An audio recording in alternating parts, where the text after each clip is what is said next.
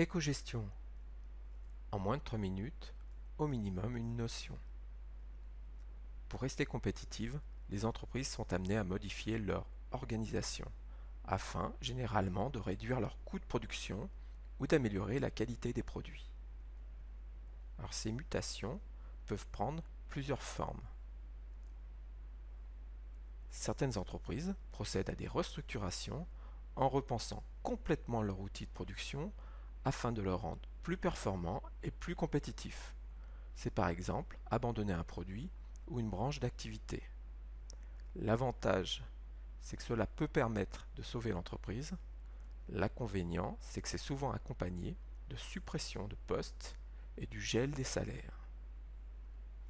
D'autres entreprises décident de se recentrer sur leur cœur de métier en procédant à l'externalisation de certaines activités. C'est par exemple sous-traiter la partie logistique. L'avantage, c'est une réduction des coûts. L'inconvénient, c'est la perte du contrôle de certaines activités. Exemple, dans l'automobile, un sous-traitant qui est en grève, nous n'avons aucun moyen de pression sur les salariés de ce sous-traitant. La délocalisation.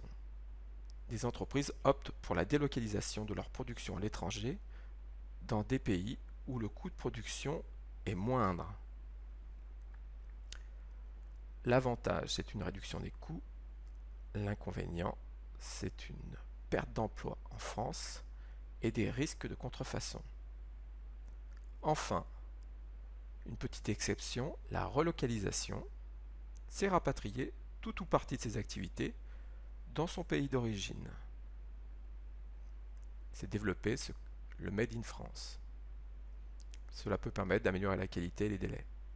L'avantage, mais ils sont nombreux, c'est accroître la qualité des produits, développer le savoir-faire français, faire des économies sur les frais de transport. L'inconvénient, c'est que ça ne crée pas énormément d'emplois.